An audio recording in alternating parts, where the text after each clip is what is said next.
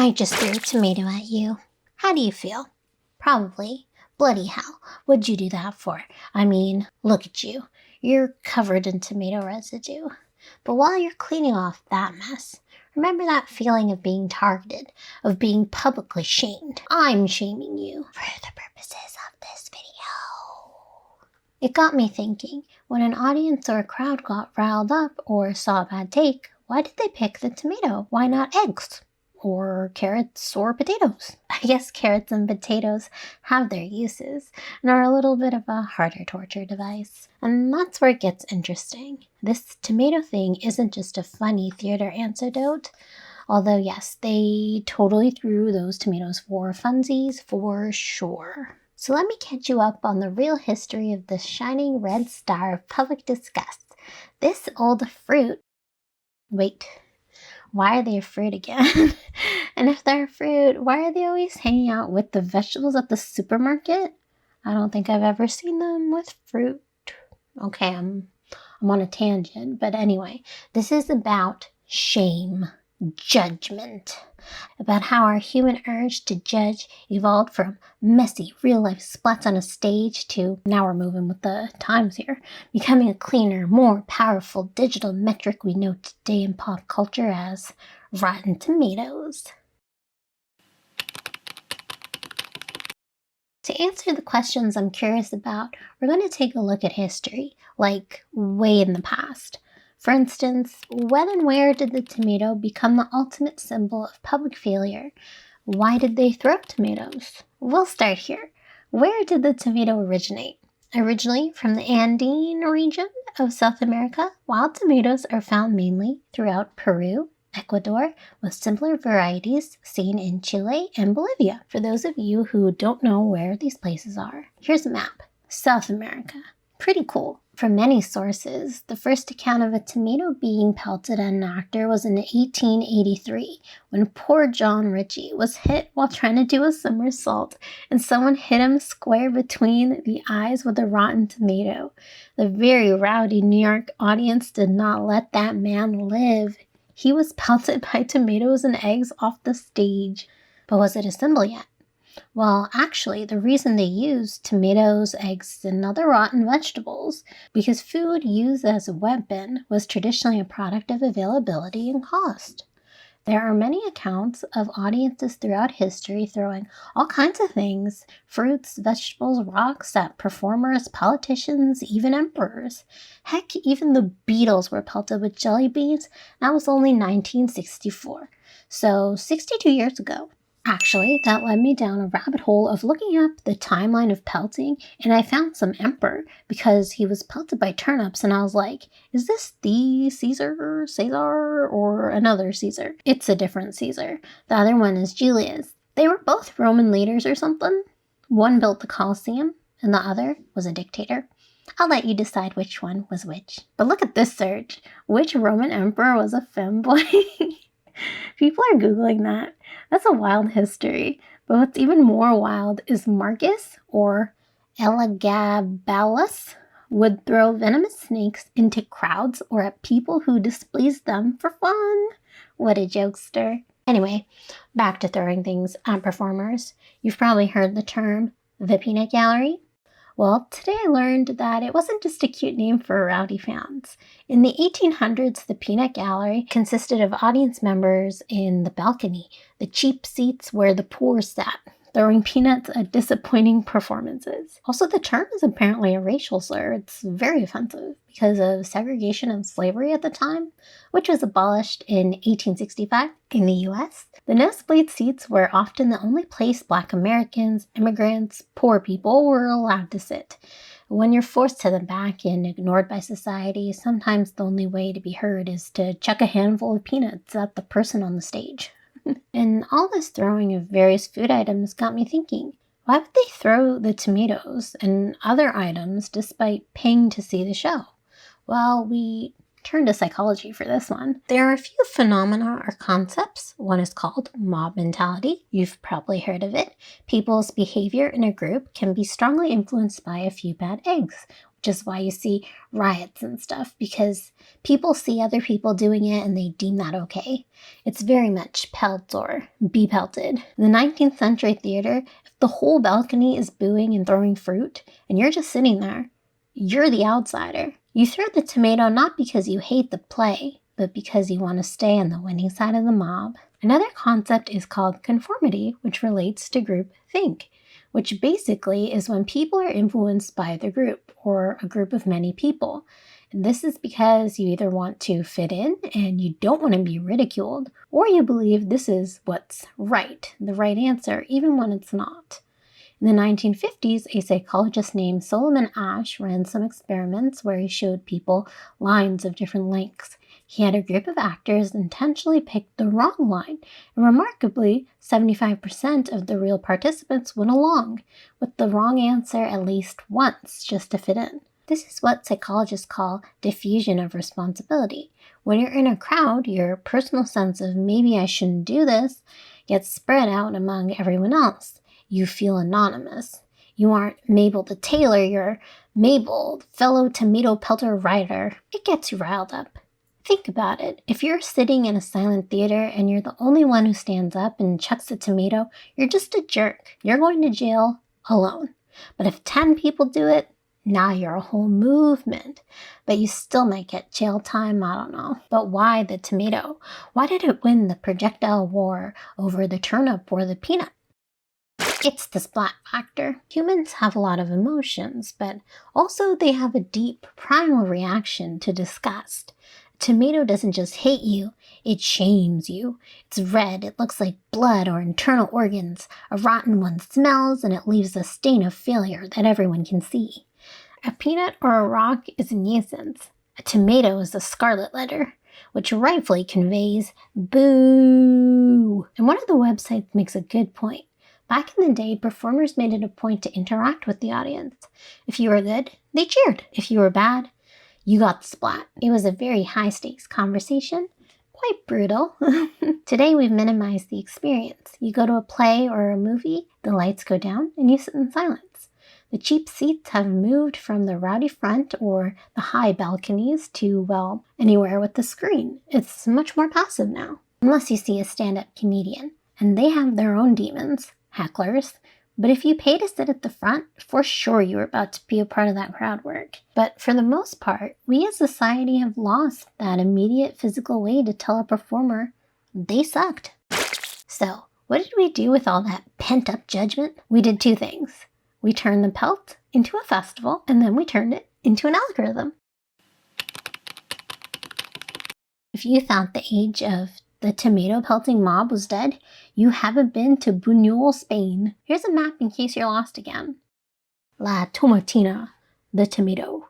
On the last Wednesday of every August, thousands of people gather for La Tomatina, essentially a huge tomato food fight. You heard that right. Throwing tomatoes for fun. Oddly enough, this actually did kind of start by accident. In 1945, during a parade featuring musicians and Gigante y Cabezudo, which are basically giant statues of people, and some crowd goers even wear them on their heads. It's a little creepy, but a group of youngsters got into a scuffle. A whole fuffle was had. One of the big heads fell over, and one person bumps into another, and someone got mad, and since there was a vegetable stall nearby, well, the tomato became the weapon of choice. The people of Buñol knew how to have fun, but the parade was rained on in the 1950s by military dictator Francisco Franco. He banned the festival, likely because he saw thousands of people throwing things in the street and thought, the people are rioting, no pelting, even for fun.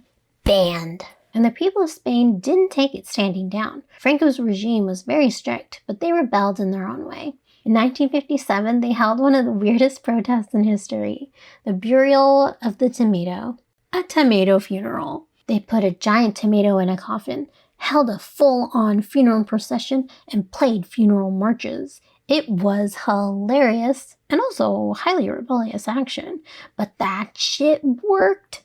And in 1959, the pelt was back, but with some rules, like crushing the tomato before throwing it at your victim so you don't actually hurt them or whatever. Also, on a side note, Francisco held a 36-year dictatorship in Spain until he died. Like, damn. Today, La Tomatina is a global tourist or bucket list kind of item. Just a fun tomato food fight, but with limited hours because, again, chaos. Book your flights to Spain now. Anyway, more questions that came up because, duh. What are the best tomatoes for pelting? Apparently, it's the overripe rotten ones, doy. But also, I went down a Reddit rabbit hole, and there's a type of tomato called blossom and rot tomatoes. Wow. And also, heirloom is good, I guess. I mean, feel free to do your own experiments and leave your findings down in the comments.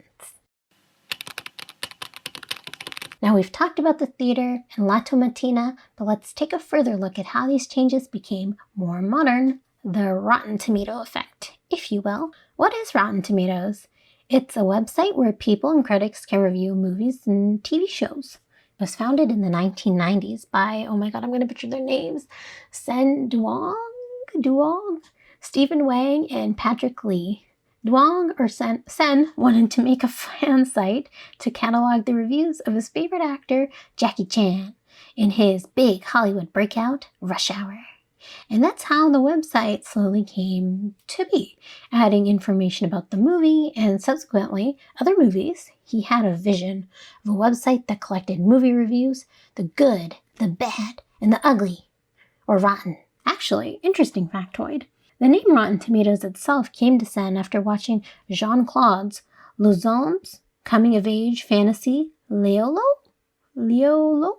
wherein a woman believes she is impregnated by a tomato. Oh my god, what a crazy plot. Who comes up with this? And also, shout out to the Asians for always making cool shit. There's even a Rotten Tomatoes board game. You can play it at home. Anyway, the website is quite easy to navigate, but there's a whole review system. When you enter the site, you can see the latest movies on the front page, but also some symbols. If you click on the movie, it'll show you all kinds of details, what it's rated, the duration, genre, trailers, etc. We see some symbols here. This one is called the tomato meter. It's based on the collective opinions of hundreds of film and television critics. The score represents the percentage of professional critic reviews that are positive for a film or TV show, which basically means unless you get 60%, no tomato for you. Instead, you get the Splat or a gray tomato. For one, there's not enough info. Okay, but this symbol is neither. It says certified fresh. Well, certified fresh is just a status symbol awarded to the best reviewed movies and TV shows. To qualify, movies or TV shows must meet a few requirements. You can pause and read if you're a nerd. Next to the tomato meter is the popcorn meter, which is like audience choice ratings. It's represented by a popcorn bucket and indicates the percentage of fans who have rated a movie or TV show positively.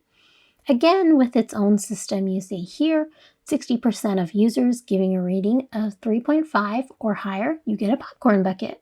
And if you don't, you get a spilled bucket or no bucket. And then this blue checkmark is just to signify the reviews are from actual people who have seen the movie. Okay, but again, this is a different symbol. Well, this is called verified hot, which is just a fancy designation recognizing verified reviews from fans for movies starting May 2019 and onwards. And to qualify, there's a whole list of qualifications. Again, pause and read if you're nerdy like that. The website and rating process are interesting to see. The tomato and popcorn meter aren't actually a review. I mean, they are, but what I'm trying to say is that they're signals.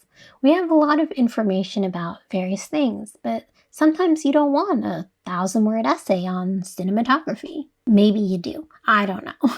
The brain likes simple and easy. Colors, green for stop, red for go. Wait, that's actually the other way around here, which is its own kind of weird. We like mental shortcuts. This is called heuristic processing, using a mental shortcut to make a decision because information overload. So we really do need it easy, which is why it's easier to see red or green, like how you would see a 1-star restaurant versus a 5-star restaurant. It signals something easier to understand with a known symbol, and also Doesn't spoil the movie if you want to watch it. In 1883, if you hated a performance, you had to physically go to a market, find a rotten tomato, and risk getting arrested to throw it.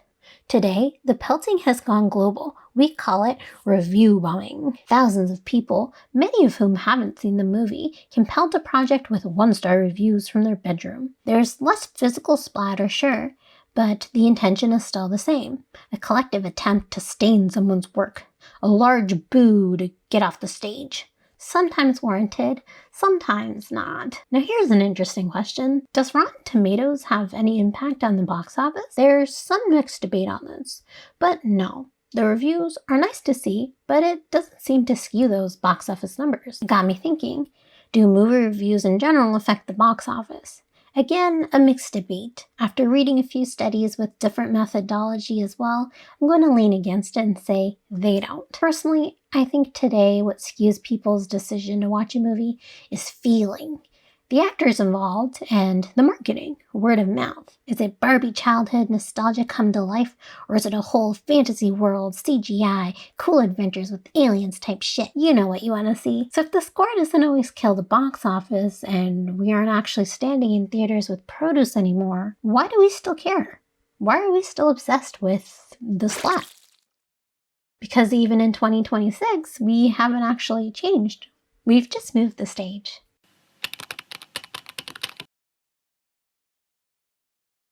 Sorry, I keep pelting you with tomatoes. I mean, when will I ever get the chance again? The humble tomato has come a long way. In 1883, it was a messy weapon of the working class. In 1957, the people of Spain literally buried a tomato in a coffin to protest their right to throw them. Hurrah for La Tomatina! But today, unless you're in a crowded street in Buñol, throwing a tomato is more likely to get you charged for assault than a laugh from a crowd. We've traded in our produce for pixels. We don't throw fruit anymore because we don't have to. We have something much more effective. The button. The single click. A movie's $200 million legacy is boiled down to a single green splat or a shining red tomato. We haven't actually stopped being that rowdy 19th century crowd. We've just gotten cleaner. Metaphorically speaking, we're still messy as hell. We still want to judge, we still want to participate, and we still want to make our voices heard. The only difference is that now the residue of our judgment never truly washes off. It stays on the internet. Forever. Okay, like and subscribe for more curious videos. Stay sweet and stay curious. Bye!